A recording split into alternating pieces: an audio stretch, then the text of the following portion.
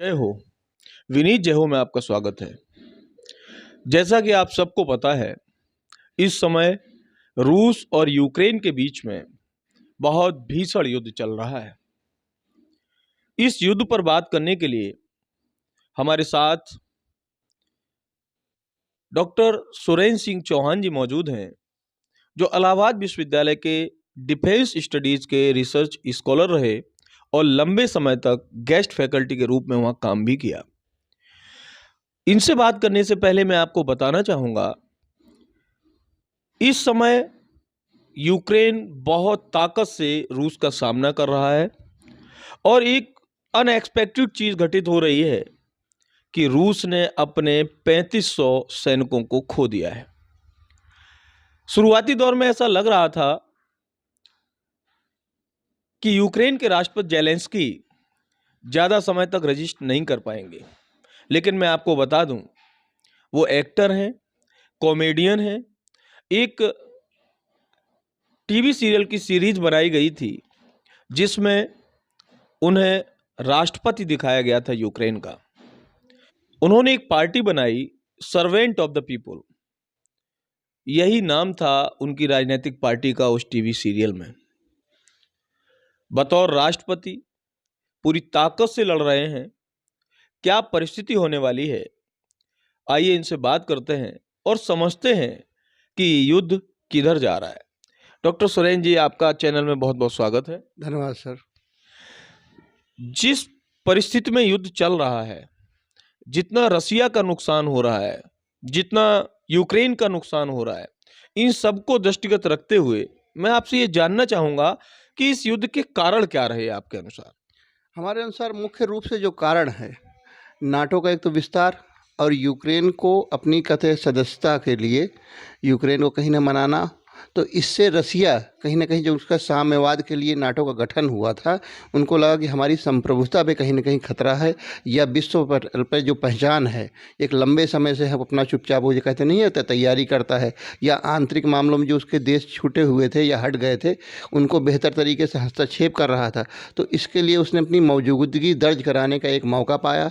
ऐसे समय में कहीं ना कहीं विश्व की स्थितियाँ उसके फेवर में हैं, क्योंकि कोरोना काल के बाद कहीं ना कहीं आर्थिक रूप से अमेरिका भी कमज़ोर हुआ और यूरोप भी कमज़ोर हुआ है, इसलिए उसने इसमें हस्तक्षेप करना चालू हो जाए।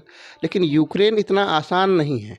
यूक्रेन आसान इसलिए नहीं है कि इतिहास गवाह है कि इतिहास में वहाँ के जो नागरिक थे, उन्होंने चाहे जब भी युद्ध किया वह आखिरी दम तक किया, वहाँ के नागरिकों ने लड़ा।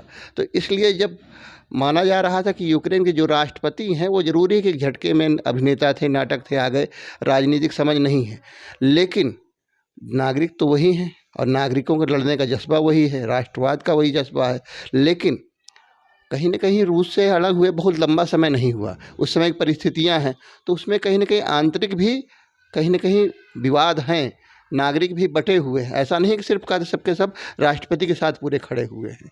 तो आपको क्या लगता है कि इस पूरी सिचुएशन को एक्सेस करने में पुतिन के द्वारा कोई गलती हुई जिसके कारण उन्हें इतना भारी नुकसान उठाना पड़ रहा है? पुतिन के लिए गलती नहीं कही जाएगी, क्योंकि पुतिन का जो बैकग्राउंड है वो कहीं केजीबी के जासूस रहे हैं पहले, हैं, और सैनिक के रूप में रहे हैं।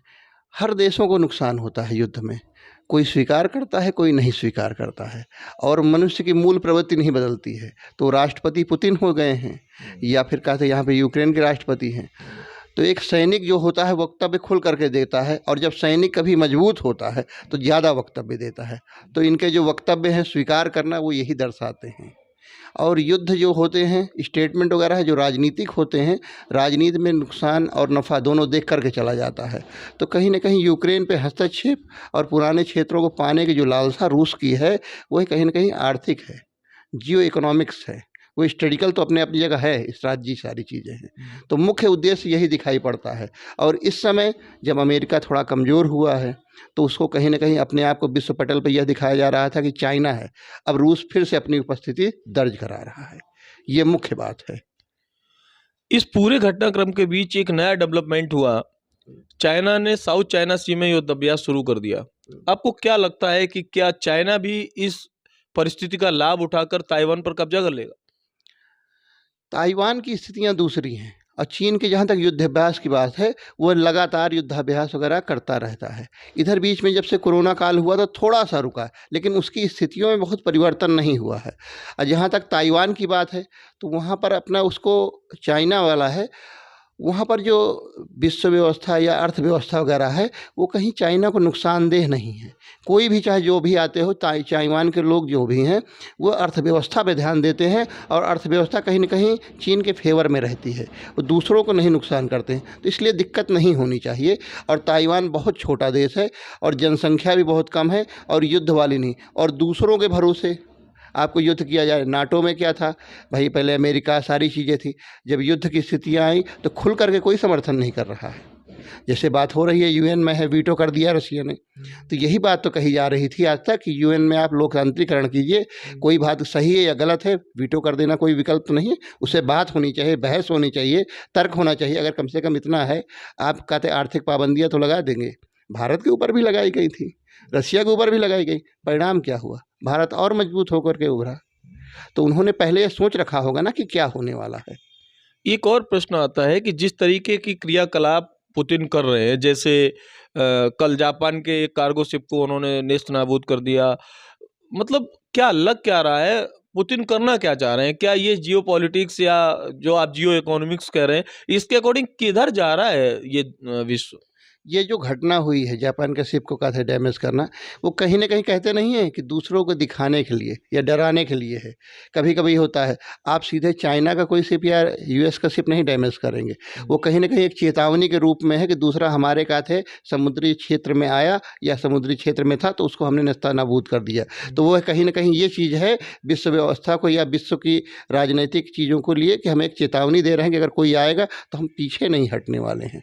और वो पीछे या टेरर जो क्रिएट किया जा रहा है उसके पीछे यही है कि यूक्रेन में कोई हमारे बीच में हस्तक्षेप ना करे। ये सिर्फ टेरर ही टेरर है या वास्तव में रूस ऐसा कर भी पाएगा? यदि कल के दिन रूस आगे बढ़ जाता है, जैसा कि खबरें आ रही हैं कि रूस यूक्रेन में नहीं रुकेगा, यदि वो आगे बढ़ जाता है, नाटो के किसी कंट्री पर अटैक कर देता है, फिर क्या होगा? देखिए, प्रश्न थोड़ा हाइपोथेटिकल हो सकता है, लेकिन ऐसी परिस्थितियां बन रही हैं। रूस को ऐसा नहीं करना चाहिए और ना करेगा। कारण क्या है? वह अपने क्षेत्रों को पाना चाहता है, ना कि यूक्रेन के बाद कहीं जो यूरोपियन देश हैं, उन पे अगर वह हस्तक्षेप करता है तो वो सीधे नाटो पर होगा। और इतनी स्थितियाँ तो सभी की बेहतर है कि वो रूस का मुकाबला कर सकते हैं।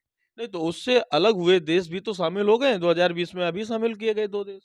2 शामिल तो अपनी जगह किए गए हैं, लेकिन रूस में यहाँ पे यूक्रेन में जो समस्या है, यहाँ पर कहीं न कहीं जो बताया ना कि 90 में ही टूटे हैं, तो रशियंस वहाँ पर हैं। यूक्रेनी के साथ-साथ है, रशियंस भी हैं, तो वहाँ आंतरिक समर्थन भी है। आप या यूरोप के देशों में आक्रमण करेंगे या दूसरे पे करेंगे, तो वहाँ आंतरिक रूप से आपको कोई सहयोग नहीं मिलने जा रहा है। और जैसे चेरनोबिल है या पूर्व में रूस में क्या थे, यहाँ पे यूक्रेन में थे, तो इनके क्या थे, क्या सैनिक अड्डे वगैरह थे, तो ये कहीं न कहीं उनको सारी जानकारियाँ हैं, तो मजबूती देते हैं। और दूसरी जगहों पर ये मजबूतियाँ नहीं मिलने जा रही हैं, और मजबूतियाँ क्या हो जाती है, कभी-कभी पासे उल्टे पड़ जाते हैं। तो कुल मिला कर के अपने आप को हमें ये समझ में आता है, कुछ भी चीज़ें हैं कि चाइना है जैसे, तो चाइना क्या है, अपना भाई विस्तारवादी नीतियाँ चल रही, अपनी स्थिति विश्व में सब लोग मान रहे हैं कि मजबूत है। तो कहीं न कहीं थर्ड स्टेज में कहते हैं रूस था। और ये जो हस्तक्षेप हुआ नाटो का या यूक्रेन में जाने की बात आई, तो वो अपने उसने संप्रभुता पर लेकर के यह आक्रमण किया गया है। इस पूरे घटनाक्रम का क्या लगता है भारत पे क्या असर पड़ेगा? भारत को क्या करना चाहिए? एक तरफ रूस है, दूसरी तरफ नाटो कंट्रीज़ हैं, यूएसए है। रूस से बहुत लंबे समय तक हम लोगों के अच्छे संबंध रहे हैं, अब भी हैं। अमेरिका से अभी-अभी अच्छे संबंध बने हैं। क्या करना चाहिए? भारत की क्या स्ट्रैटेजी रहेगी यहाँ? भारत की स्ट्रेटजी एक तरह से सैद्धांतिक है, जो सही है सो सही है, जो गलत है वो गलत है। इस पर स्वीकार करना चाहिए और पहली बात अपील करनी चाहिए। जहाँ तक रूस की बात है, उस बुरे समय में रूस ने भारत का साथ दिया जब कोई नहीं था। हम तटस्थवादी नीति या गुटनिरपेक्षता की बात करते थे। रही बात अमेरिका में, अमेरिका के जो हमारे संबंध मधुर हुए हैं या सरल हुए हैं, उसमें कारण राजनीतिक नहीं है, हमारे भारत के लोगों की प्रतिभा है। जो वहाँ पर पार्टिसिपेट किए हैं और चीज़ें कर रहे हैं। दूसरी बात क्या है, भारत ने भी अपनी जो रक्षा खरीद नीतियाँ वगैरह हैं, वो बदली हैं। उसका बदलने का कारण क्या है कि डेवलपमेंट हम दूसरे के ऊपर पूरी तरह से आश्रित ना रह जाएँ। तो ऐसा नहीं कि रसिया से जो संबंध हैं रक्षा खरीद वाले वो अभी भी चल रहे हैं। लेकिन भारत ने क्या हुआ, अपनी मार्केट जो है इज़राइल से खरीदना चालू किया, टेक्नोलॉजी बेहतर की, यहाँ डेवलपमेंट करना चालू किया है। तो रूस भी ये चीज़ को जानता है कि भारत हमारे ऊपर आश्रित नहीं रखना चाहता। अभी लग कल ही मैंने एक रिपोर्ट देखी कि 70 से 72% हथियार रूसी मूल के हैं। यदि रूस पर पूरी तरीके से प्रतिबंध लग गया, हम लोग कैसे खरीद पाएंगे उनसे हथियार? अब जब खरीद की बात की जा रही है, खरीद हो रही है, लेकिन भारत में क्या है, अब हथियारों के पार्ट्स और चीज़ें बन रही हैं। तो इसलिए बस ये है कि हमें यहाँ पर अपनी उत्पादक क्षमता बस बढ़ानी नहीं, पड़ेगी। वो तो लंबे समय का प्रोसेस है। अभी जैसे अपने यहाँ सुखोई है, मिग है, सब वहीं के बने हुए हैं। तो इनके कल पुर्जे कैसे खरीद पाएंगे जब पूरी तरह आर्थिक प्रतिबंध लगा होगा, हम उन्हें पैसे ही नहीं दे पाएंगे? देखिए, इसमें एक लॉजिस्टिक सिस्टम्स होता है। तो कहते हैं ना कि एडवांस में खरीद लेते हैं। जैसे अपने यहाँ एक उदाहरण है, 1999 में कारगिल युद्ध हुआ। तो जो स्नो शूज़ वगैरह होते थे, तो क्या हुआ कि पाकिस्तान ने सब कुछ पहले से खरीद लिया, तो मार्केट में भारत के लिए कुछ था ही नहीं। तो भारत ये अब चीज़ें क्या हुआ कि रक्षा जो विकास हुआ या रक्षा नीतियाँ जो इधर बनी हैं, तो कभी भी जो होती हैं, तो आगे के टारगेट को खरीद के रखा जाता है। अब इस तरह से नहीं हो जाता कि कोई इमरजेंसी या कोई बात आ जाए, ठीक है। मिग सुखोई की बात की जा रही है, तो मिग सुखोई का एक नेगेटिव पॉइंट ये होता है कि इसमें जो ब्रेक शूज़ वगैरह यूज़ किए जाते हैं, 4 बार 5 बार के बाद बेकार हो जाते हैं। तो आपको कहीं न कहीं उनके ऊपर आश्रित रहना पड़ता है। लेकिन अब वो भारत में भी कहीं न कहीं उत्पादन किया जाने लगा है, तो इसलिए बहुत दिक्कतें नहीं हैं और मैन पावर की भारत में कमी नहीं है, उत्पादन हो सकता है। लेकिन कोई भी युद्ध बहुत लंबे समय तक हमें नहीं सकता आज के समय में चलेगा, क्योंकि अगर चलेगा तो रसिया ने जो कहते बढ़त बनाई है आर्थिक रूप से या स्ट्रैटेजिक रूप से, वह खो देगा।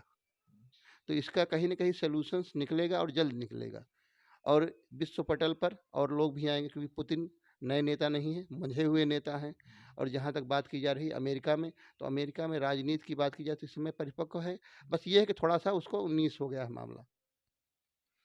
तो ये थे डॉक्टर सुरेंद्र सिंह चौहान जी, जिन्होंने खुलकर अपनी बात रखी और बातें समझ में आती हैं कि हाँ, स्ट्रेटजिक पॉइंट ऑफ व्यू से क्या हो सकता है, ये युद्ध कितना लंबा चल सकता है और ये युद्ध किधर जा रहा है। जय हो।